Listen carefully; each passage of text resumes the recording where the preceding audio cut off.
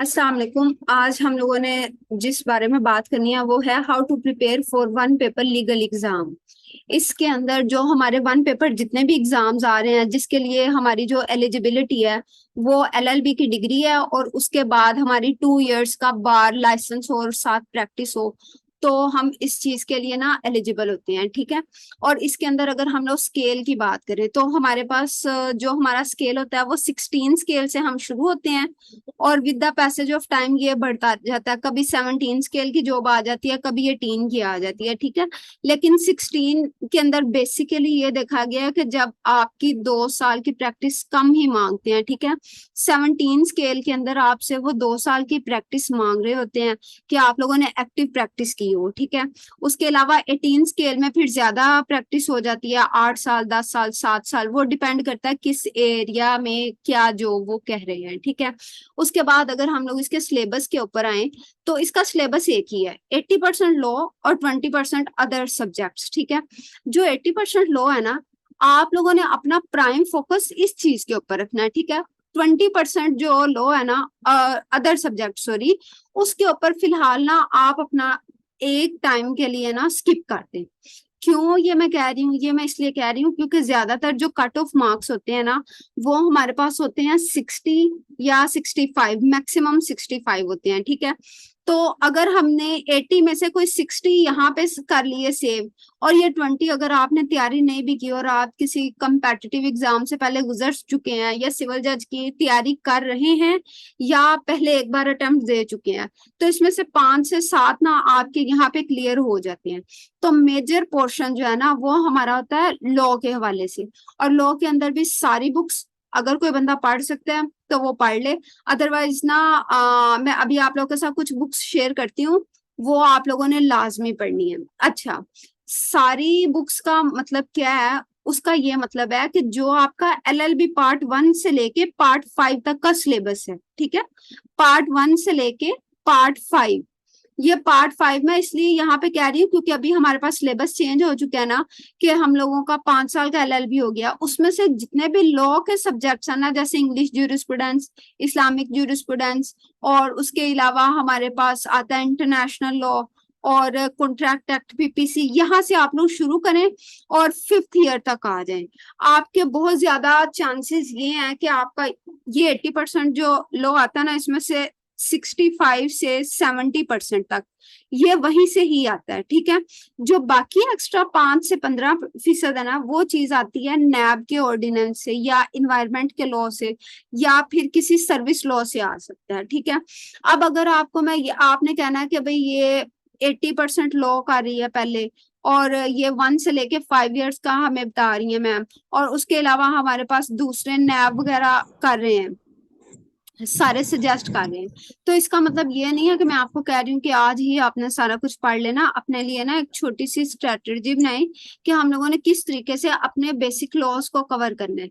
क्योंकि जो अभी एडी लीगल का पेपर हुआ था उसमें मेनली ज्यादातर हमारे पास एलएलबी का ही पोर्शन था, और ये जो 20% अदर था ना, इसमें हमारे पास आया था इंग्लिश का, आया था मैथ का, आया था उर्दू का, आया था कंप्यूटर का, आया था, और एक दो शायद करंट अफेयर, वो भी डेली टाइप ना आए थे। तो इसमें से कोई कोई 7-8 सही हो जाते हैं बंदे के, और बाकी मेजर पोर्शन आपने यहाँ से ही लेना है। ठीक है। सिलेबस की आप लोग को समझ आ गया कि 80% लॉ है और 20% अदर सब्जेक्ट्स हैं, और ये सारा कुछ। जी मैम, क्लियर है। ठीक है। अब अगर हम लोग सेकंड पे देखें, अभी हमारे पास है जो लेटेस्ट एडवर्टीजमेंट आया हुआ है वो इन्वायरमेंट प्रोटेक्शन डिपार्टमेंट से आया हुआ है, जिसका हम सबने अप्लाई किया हुआ है। ठीक है। इसके अंदर ना टोटल हमारे पास 11 पोस्ट हैं। पहले हम लोगों ने नंबर ऑफ पोस्ट देखनी है कि कितनी है। इसमें एक रिजर्व सीट है माइनॉरिटी के लिए, 2 फीमेल्स के लिए, और बाकी जो है ना 7-8 सीट्स जो है वो सारी की सारी उन लोगों के लिए है। बाकी सॉरी 9 सीट्स उन लोगों के लिए हैं जो बंदे मेरिट के ऊपर आएंगे। ठीक है। अब मेरिट से ये मुराद है, जैसे फर्ज करें उन्होंने 60 सेट कर दिया बार, अब जिन लोगों के 60 से ऊपर सारे नंबर आएंगे ना, वो सब मेरिट वाले कोटा में आए, मेरिट वाली लिस्ट में आएंगे। फीमेल के लिए वो 5 से 7 नंबर जो है ना वो कम कर देते हैं, ठीक है, 5 नंबर ज्यादातर करते हैं, लेकिन 7 भी कर सकते हैं वो। अब क्या होगा कि अगर किसी फीमेल के 55 मार्क्स आए हैं, ठीक है, तो उसका नाम ये रिजर्व फॉर वुमन कोटा में आ जाएगा। और एक रिजर्व फॉर माइनॉरिटी का भी सेम ही क्राइटेरिया होगा, शायद ये भी हो सकता है कि वो फीमेल से भी कम उसका रख देना, ठीक है। उसके बाद अगर हम लोग नेक्स्ट देखें कि ये जॉब का स्केल क्या है, 17 स्केल है। जब भी हमारे पास 17 स्केल आता है ना, उसका ये मतलब होता है कि ये लोग हमसे 2 ईयर या उससे ज्यादा की एक्टिव प्रैक्टिस मांगते ही मांगते हैं, ठीक है। जो आपको ये वाला पोर्शन सारा पढ़ के ना समझ आ जाएगा, prescribed qualification experience as per service rules, ठीक है। इसको आप एक बार पढ़ लीजिएगा और सही हो जाएगा आपके पास ना बाकी की रिक्वायरमेंट्स।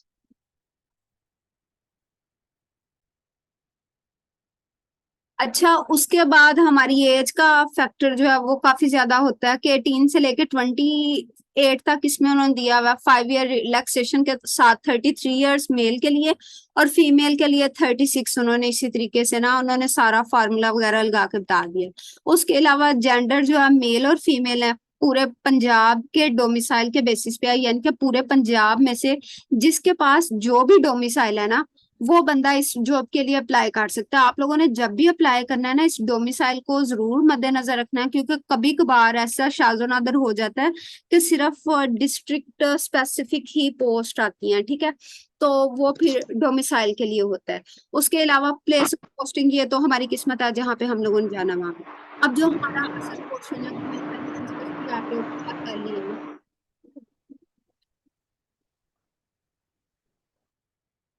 वो है हमारा सिलेबस फॉर रिटर्न एग्जाम। उन्होंने कहा कि सिलेबस 100 मार्क्स का हमारा एग्जाम होगा, 90 मिनट्स की ड्यूरेशन होगी, और इसमें क्वालिफिकेशन रिलेटिंग क्वेश्चन यानी कि LLB लॉ से जो हमारे क्वेश्चंस होंगे वो 80% होंगे। और general ability includes general knowledge, Pakistan study, current affair, geography, basic mathematics, English, Urdu, everyday science and basic computer, ये सारा कुछ जो है ना ये 20% है। इसलिए मैंने आप लोगों से कहा था कि आप लोग 80% की फिक्र करें, बाकी 20% में से आपके कोई 5-7 सही हो ही जाएंगे। उसकी वजह ये है कि ये देखिए, हमारे पास अगर हम लोग इसको गिने ना तो हमारे पास तकरीबन 8 के करीब ये सब्जेक्ट बन जाते हैं। ये 10 सब्जेक्ट्स हैं हमारे पास, और हमारे पास नंबर कितने आने हैं, इनके 20 नंबर आने हैं। अगर हम लोग इन सबको 1 बाय 1 तैयार करना शुरू हो गए ना, तो ये हमारा तकरीबन 6 से 7 माह मिनिमम लेके जा सकते हैं। लेकिन अगर हम अपने लॉ की फील्ड में रह के इसी की ही तैयारी ज्यादा से ज्यादा करें ना, तो डे बाय डे हमारी क्वालिटी इंप्रूव होगी, जो कि ना सिर्फ हमें इस एग्जाम में मदद देगी बल्कि आने वाले जितने भी हमारे पास एग्जाम्स होंगे ना, उन सब में हमारी मदद करेंगे, ठीक है। यहाँ तक ये सारी चीजें आप लोगों को क्लियर हो गई है? Yes madam. ठीक है। नेक्स्ट अब हमारे पास लॉ के कौन कौन से सब्जेक्ट्स, एक मिनट रुकिएगा, किन के ऊपर आप लोग तवज्जो ज्यादा से ज्यादा दे सकते हैं, वो मैंने कुछ ना यहाँ पे लिख दिए हैं। आप लोग इनको नोट डाउन कर लें या इसका स्क्रीनशॉट ले लें, सो दैट कि अगर आप लोगों ने पढ़ाई करनी है ना इस टेस्ट के लिए, ठीक है, तो आप लोग इन बुक्स को लाजमी कंसीडर करें। बाकी जितनी बुक्स है ना उनको आप चाहे देखें या ना देखें, लेकिन ये जो 3 स्लाइड्स में अब आपके पास बुक्स आने लगी है ना, आप लोगों ने इसका बेसिक ऑब्जेक्ट क्या है ये भी देखना है, और इसके अलावा छोटी छोटी चीजें हैं, जैसे इंग्लिश ज्यूरिस्प्रूडेंस में जो जॉन ऑस्टन की थ्योरी है और जो पर्सन्स का टॉपिक है, ठीक है, ये दोनों ना आप लोगों ने लाजमी देखने हैं, ठीक है। अदरवाइज आपने देखनी तो सारी बुक के अंदर जितने भी आपके पास कोई LLB के नोट्स पड़े होंगे, या फिर अगर आपने कभी इंग्लिश ज्यूरिस्प्रूडेंस पढ़ी होगी उसके अंदर जितने भी बुक्स वगैरह मौजूद है ना आपके पास, आप उसमें से देख लीजिएगा।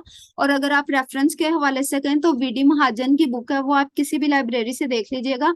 उसमें जो कंटेंट वाला पार्ट है ना उसको एक बार डबल चेक कर लीजिएगा, वो बहुत इजी बुक है, और बेसिकली वो हमारे लॉ की बेसिक फाउंडेशंस को क्लियर करती है। लेकिन जो हमारे पास MCQ आता है ना, वो जॉन ऑस्टन की थ्योरी में से आ सकता है, या पर्सन्स वाला चैप्टर है एक उसमें, वहां से आ सकता है।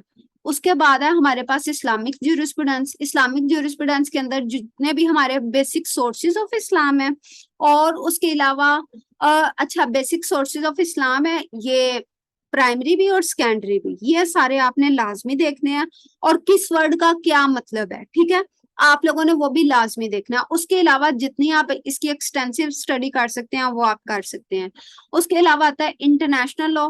इसके अंदर जितने भी टॉपिक्स है ना हमारे एलएलबी के, उन सबके बेसिक कॉन्सेप्ट को जस्ट आप लोगों ने देखना है, उनके मतलब क्या है। जैसे अगर हम लोग कहें कि एक्स्ट्राजेंसी क्या होता है, तो फिर इसका कॉन्सेप्ट क्या है, आप लोगों ने वो देख लेना है। उसके बाद कंटेनमेंट क्या होती है, आप लोगों ने उसका कॉन्सेप्ट देख लेना है कि किस तरीके से ममालिक करते हैं। अनेक्सेशन क्या होती है वो आपने देख लेना है। मतलब इस तरीके से आप लोग को ना वर्ड्स के मीनिंग आने चाहिए। और वो सारे आपको कहाँ से मिलेंगे, वो जेजी स्टार की बुक है, उसके अंदर उसकी काफी ज्यादा लेंथी बुक है। लेकिन अगर आप लोग इसको शॉर्ट करना चाहते हैं ना, तो आप उसकी देख लें, कंटेंट्स देख लें और वहां से ही ऑनलाइन सर्च कर लीजिएगा। दूसरी ये बात है कि आपने इसके अंदर यूनाइटेड नेशंस का जो है ना हमारे पास चार्टर, वो लाजमी आप लोगों ने एक बार इसको देख लेना है। उसके बाद हमारे पास आता है कंपनीज एक्ट। कंपनीज एक्ट के अंदर आप लोगों ने इसका जो सेक्शन डेफिनेशन वाला है ना, वो आपने लाजमी देख लेना है। नैब को एक बार सारा ही पढ़ लीजिएगा, क्योंकि इसका कभी कुछ आ जाता है और कभी कुछ आ जाता है। मतलब इसमें कोई डेफिनेट लिमिट्स नहीं है, वो कुछ भी पूछ सकता है। उसके बाद इन्वायरमेंटल लॉज, ये आपने लाजमी देखने हैं, क्योंकि आपका डिपार्टमेंट ये वाला है और इसी का ही अभी टेस्ट होना है हमारे पास, इन्वायरमेंट प्रोटेक्शन डिपार्टमेंट का, तो इसका आपको पता होना चाहिए। उसके बाद legal practitioners and bar councils act, इसको आप लोगों ने लाजमी देखना है। उसकी वजह यह है कि अभी जो एडी का लास्ट टाइम पेपर हुआ था उसमें भी क्वेश्चन आया था। और उसके बाद उसके पहले एक क्वेश्चन आया था कि क्या उसका नाम, सॉरी, एक बार इसका ये सवाल आया था कि legal practitioners and bar councils act 1973 का इफेक्ट क्या, प्रोस्पेक्टिव या रेट्रोस्पेक्टिव, ठीक है। तो अगर आप इस एक एमसीक्यू को देखें ना, तो आप अपनी सारी बुक्स, जैसे ये वाली बुक है, ये वाली, ये वाली, ये वाली, मतलब जितने भी बेयर एक्ट्स हैं उन सबको आप ये देख सकते हैं कि इसका इफेक्ट क्या है, प्रोस्पेक्टिव या रेट्रोस्पेक्टिव। प्रोस्पेक्टिव वो होता है जो सेम डे पे अगर आज लागू हुआ है ना, आज वो मतलब इनफोर्स हुआ है, तो आज से ही उसका फर्दर टाइम पीरियड स्टार्ट होगा लोगों को सजाएं देने का, अगर वो पीनल नेचर का है, ठीक है। या अगर किसी भी किस्म का है, तो जितने भी इसकी इम्प्लीमेंटेशन होनी है ना, वो आज की ही डेट से होनी है। जैसे आज बाइट्स डेट है, इसमें अगर 21 में कोई इस एक्ट के अंदर जुर्म डिफाइंड है, लेकिन वो उस बंदे ने 21 तारीख को किया था, उसको सजा नहीं हो सकती। लेकिन अगर किसी ने 23 को या 22 को किया है, तो उसको ये सजा हो सकती है। इसको कहते हैं रेट्रो प्रोस्पेक्टिव इफेक्ट। अब रेट्रोस्पेक्टिव इफेक्ट ये होता है कि एक्ट तो आज बना है 22 को, लेकिन उसमें यह लिखा हुआ है कि इसका इफेक्ट जो है ना वो यकम से होगा। तो अब यकम से लेके 22 तक और फ्यूचर में जब जब भी इस के लिए कोई भी ऑफेंस हुआ है ना, तो उस बंदे को सजा मिल सकती है। यानी कि यकम से लेके 22 तक के दरमियान का जो टाइम है, उस टाइम पे अगर किसी बंदे ने कोई जुर्म किया है जो कि उस एक्ट की कॉन्ट्रावेंशन में हो रहा है, किसी भी प्रोविजन की कॉन्ट्रावेंशन में हो रहा है, तो फिर आपको ना सजा मिल सकती है। और ये आप हर एक का याद कर सकते हैं इजीली, क्योंकि हर एक के सेक्शन या आर्टिकल जो भी उसका न्यूमेरिक हो, उसके अंदर ये लाजमी लिखा होता है कि act shall be in force from, यानी कि आज से ही होगा, या फ्यूचर की कोई डेट या पास्ट की कोई डेट। उसके अलावा हमारे पास जो हमारे मोस्ट फेवरेट हैं, वो सीपीसी, सीआरपीसी, कॉन्स्टिट्यूशन, क्यूएस और पीपीसी है, ठीक है। इसमें जो सीपीसी है ना, इसका आप लोगों ने सबसे पहले जो करना है ना, वो सेक्शन पोर्शन करना है। सेक्शन 1 से लेके 100 तक सबसे पहले अच्छे तरीके से कर लीजिएगा, फिर आगे लास्ट तक जाइएगा, ठीक है, सेक्शन पोर्शन में। और फिर अगर आपके पास टाइम हो तो एक बार ना आप लोगों ने इसका वो देख लेना है, कंटेंट्स देख लेने हैं। उसमें से आप लोगों ने इसकी वो याद रख लेनी है ऑर्डर, इस तरीके से कि ऑर्डर 1 में क्या है, 2 में क्या है, 3 में क्या है, 4 में क्या है। क्योंकि अभी आपके पास टाइम थोड़ा है, तो आप इसको इस तरीके से चला सकते हैं। सीआरपीसी में ना जितनी भी प्रैक्टिस के अंदर हमारे पास प्रोविजंस चलती हैं, आप उनको भी मद्देनजर रख सकते हैं। या अगर आपको प्रोसीजर आता है, यानी कि एक या तो कोई एफआईआर से केस चलना है और या फिर कंप्लेंट से केस चलना है, उसके बाद एफआईआर का 173 की रिपोर्ट तक का काम होना है, और कंप्लेंट की बाद में स्क्रूटनी वगैरह आनी है। फिर कोर्ट ने उस बंदे को देखना है कि अच्छा आया कि ये बंदा है भी इस काबिल के नहीं, कि इसकी बात पे यकीन किया जाए। वो सारा कोग्निजेंस किस तरीके से कोर्ट ने लेनी है, कोग्निजेंस के बाद फ्रेमिंग ऑफ चार्ज, यानी कि बेसिक जितना भी आपका कॉन्सेप्ट है ना, वो क्लियर होना चाहिए। और किस सेक्शन से ज्यादा आपके बेसिक कॉन्सेप्ट इसमें क्लियर होने चाहिए। कॉन्स्टिट्यूशन में अगर मैं स्पेसिफाई करूं तो आप लोगों ने fundamental rights, principle of policy और उसके अलावा आर्टिकल 199, और अगर इन सब में से स्पेसिफाई करूं तो आपने आर्टिकल 199 को हर तरीके से कर लेना है। अब हर तरीके से ये मुराद है कि अगर उसकी 5 रिट्स हैं और एक फंडामेंटल राइट्स को इन्फोर्स करवाने के लिए बात को करता है, तो आपने इन सब चीजों को अच्छे तरीके से मतलब एनालाइज कर लेना है कि अच्छा अगर कोई कोर्ट है, वो किसी हाई कोर्ट है जो, वो किसी लोअर कोर्ट को ये कहता है कि भाई तुमने ये ऑर्डर पास नहीं करना, या तुमने किसी पब्लिक अथॉरिटी को वो ये कहता है कि भाई तुमने ये काम नहीं करना, तो ये कौन सी रिट होगी? ये रिट ऑफ प्रोहिबिशन होगी, ठीक है। इसी तरीके से सर्शरारी को वारंट हो, आप पहले इसका कॉन्सेप्ट और फिर दो दो तीन तीन एग्जांपल्स आपस में डिस्कस कर लें, ठीक है। उसके बाद हमारे पास नेक्स्ट है क्यूएसओ। क्यूएसओ तो छोटा सा ही है, लेकिन ना इसमें आपने इलस्ट्रेशंस सबसे ज्यादा देखनी है। वो इस वजह से क्योंकि अक्सर ये हो जाता है कि वो इलस्ट्रेशन दे देता है और उसमें कहता है कि अब बताओ कि इसके अंदर क्या चीज रेलिवेंट है, ठीक है। तो जब आपने इलस्ट्रेशन देखनी है ना, हो सकता है वो उसके रेलिवेंट आर्टिकल से पूछ रहा हो, या फिर हो सकता है वो उसके रेलिवेंट पार्ट से पूछ रहा हो, ठीक है। जैसे अगर हम आर्टिकल 22 का इलस्ट्रेशन वो पूछ रहे हैं, तो वो ये पूछ सकता है कि क्या ये रेलिवेंट फैक्ट से है या किस तरीके से है, तो आपको फिर वो चीजें ना वहां पे बतानी आनी चाहिए। और वहां पे एमसीक्यू में ये जरूरी नहीं होता कि एक ही जवाब हो, किसी एमसीक्यू के दो भी जवाब हो सकते हैं, ठीक है। लेकिन आप लोगों ने अपनी स्ट्रॉन्ग मेंटल कैपेसिटी के ऊपर रिलाय करते हुए जो आपका बेस्ट आंसर बनता होगा आप लोगों ने वहां पे वो लगाना है। उसके बाद पाकिस्तान पिनल कोड, इसका भी कोई पेट रूल नहीं है कि किस तरीके से आएगा, कि सिर्फ सजाएं ही आएंगी, सिर्फ सेक्शन ही आएगा। इसका वो सवाल किसी भी तरीके से पूछ सकता है, लिहाजा आपको ये हर तरीके से ही तैयार करनी पड़ेगी, और इसमें कोई एक पोर्शन डिफाइन नहीं किया जा सकता। नेक्स्ट, यहाँ तक तो आपने लाजमी ये कानून करने हैं सारे के सारे। उसके बाद हमारे पास जो नेक्स्ट स्लाइड है, इन कानूनों को जब आपके पास एक्स्ट्रा टाइम होगा ना, इनको आप लोगों ने लाजमी देखना है। Specific relief act, contract act, juvenile justice system, Muslim personal laws, और इसके अंदर जो हमारे सिविल जज के 5 लॉज है ना, के family courts act, family courts rule, और उसके अलावा हमारे पास है सॉरी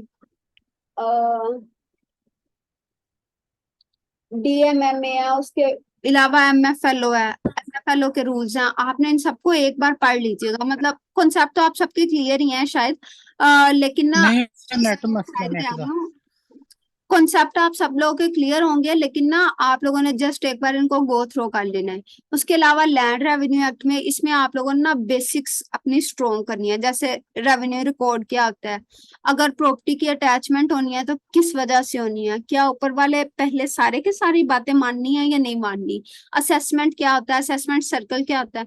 पहले आप अच्छे तरीके से एक टॉपिक पकड़े, उससे रेलिवेंट अगर पीछे कोई डेफिनेशन है वो पकड़े, और उसको मिला के आगे टॉपिक का जस्ट जिस्ट लेते जाएं, ठीक है।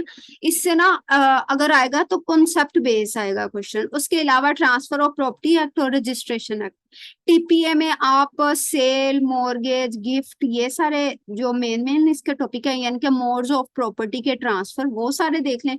उसके अलावा 52 51 ये देख लें। उसके अलावा रजिस्ट्रेशन एक्ट में आप सेक्शन 17 देख लें, 18 देख लें, 49 देख लें, 50 देख लें। उसके अलावा अगर आपके पास टाइम हो तो वो सारा कुछ देख लें। अच्छा, ये सारे जो मैंने आप लोग को अंदर टॉपिक सब टॉपिक्स बताए हैं ना, ये जस्ट मैंने आप लोगों को ना पिछला जो पेपर हुआ था उसकी बेसिस के ऊपर बताए हैं।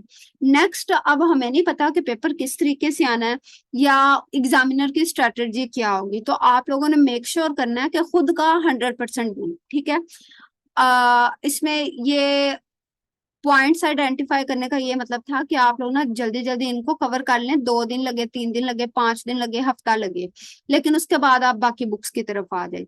अच्छा, अदर सब्जेक्ट्स, अगर आप लोगों में से फिर भी कोई बंदा कहता है कि भाई मैंने इन 10 में से ना कुछ तो तैयार लाजमी करना है, तो वो बंदा जो है मतलब जो कह रहा है वो उर्दू का कर ले कि कौन सा शायर था, उसका दूसरा नाम क्या था, या कोई मशहूर मशहूर शेर ले ले और उन अशार का ये याद रखे कि ये शेर किसका है, ठीक है। उसके अलावा इस शायर का दूसरा नाम क्या है, ये शायर, और उसके अलावा आप किस शायर ने क्या बुक लिखी है, ठीक है। तो आपका कोई एक दो एमसीक्यू शायद इसमें से आ जाए।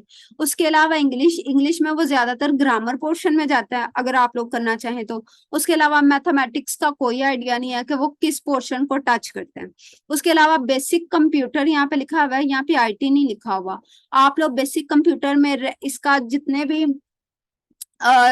आउटपुट डिवाइसेस हैं, इनपुट डिवाइसेस हैं, इन सबको देखें और उसके अलावा इनके फंक्शंस को देखें। और ये जिस तरीके से पावर पॉइंट पे मैं आपको प्रेजेंटेशन दे रही हूँ ना, इस तरीके से ये जो माइक्रोसॉफ्ट के डिफरेंट सॉफ्टवेयर्स हैं, आप इनको ना एक बार जस्ट गो थ्रू कर लीजिएगा कि कौन सी की क्या करती है, ठीक है।